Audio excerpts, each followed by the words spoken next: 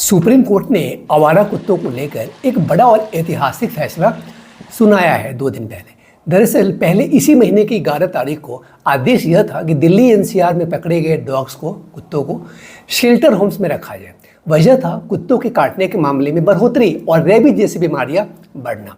लेकिन कोर्ट में कुछ एनजीओ और अन्य संगठन ने कोर्ट के उस आदेश पर पुनर्विचार के लिए याचिका डाली।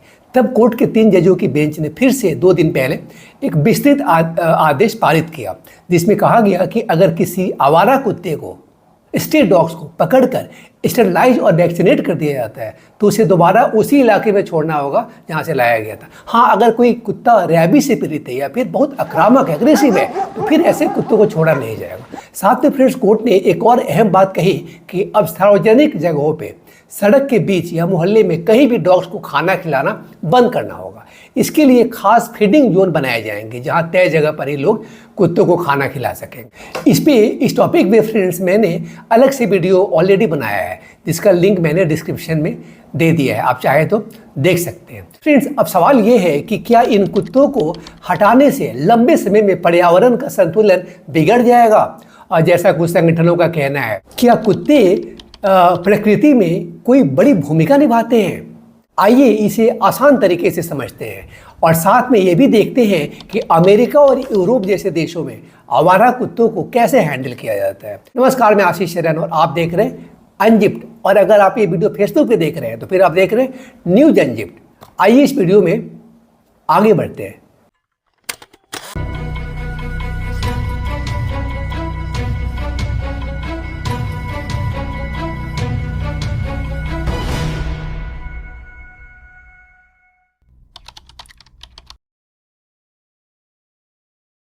दिल्ली एनसीआर में आवारा कुत्तों की संख्या बहुत बड़ी है, लगभग 10 लाख से ज़्यादा तकरीबन। ये कुत्ते सड़कों, पार्कों और कचरे के ढेरों के आसपास घूमते रहते हैं।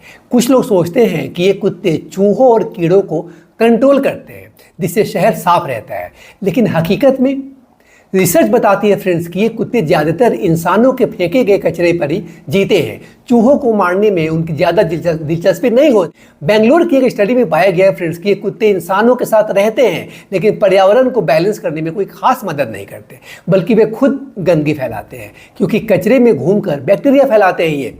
आइए अब उस नुकसान की बात करें। देखिए, ये कुत्ते पक्षियों, छोटे जानवरों जैसे गिलहरियों, छिपकलियों और यहाँ तक कि जंगली जानवरों पर हमला करते हैं।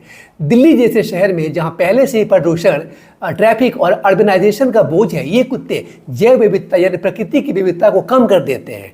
हर साल हजारों छोटे जानवर इनके शिकार होते हैं। इसके अलावा रेबीज जैसी खतरनाक बीमारियां फैलाते हैं, जो इंसानों के साथ साथ दूसरे जानवरों को भी प्रभावित करती है। वैज्ञानिकों का कहना है फ्रेंड्स कि आवारा कुत्ते शहर की इकोसिस्टम यानी प्रकृति के सिस्टम को डिस्टर्ब करते हैं, यानी बिगाड़ते हैं, क्योंकि वे इन्वेसिव स्पीसीज की तरह काम करते हैं। बाहर से आए हुए मूल जानवरों को नुकसान पहुंचाते हैं, कहने का मतलब। देखिए, सुप्रीम कोर्ट ने साफ कहा है कि कुत्तों को मारना नहीं है, बल्कि उन्हें सुरक्षित शेल्टर हाउस में ले जाना है।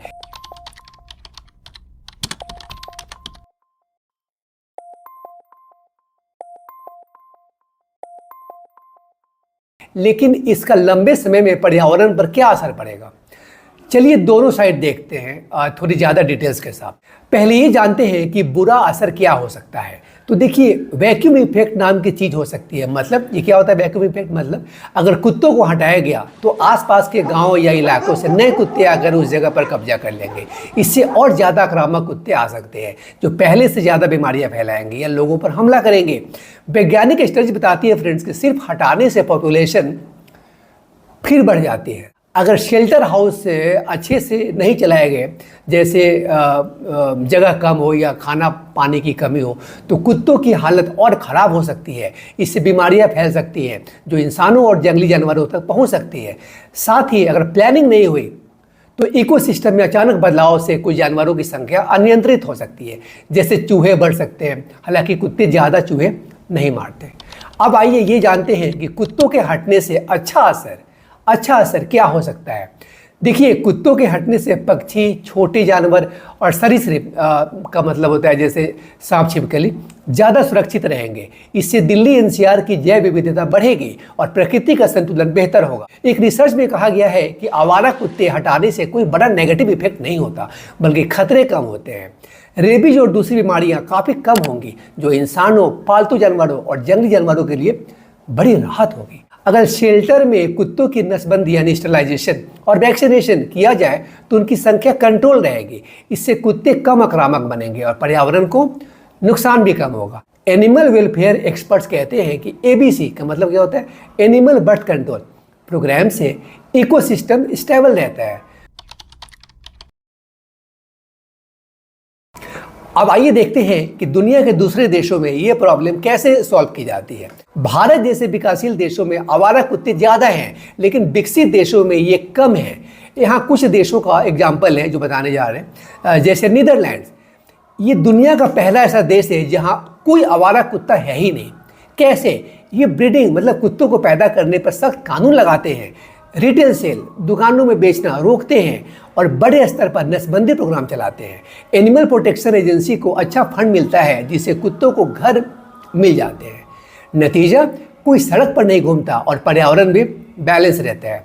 अमेरिका की बात करते हैं। देखिए, वहाँ एनिमल कंट्रोल ऑफिसर्स कुत्तों को पकड़ते हैं और शेल्टर्स में ले जाते हैं। वहाँ वैक्सीनेशन और नसबंदी होती है, फिर गोद लेने के लिए रखते हैं। अगर शेल्टर फुल हो जाए तो कभी कभी दर्द रहित तरीके से सोने की दवा देते हैं। लेकिन अब नो किल पॉलिसी बढ़ रही है।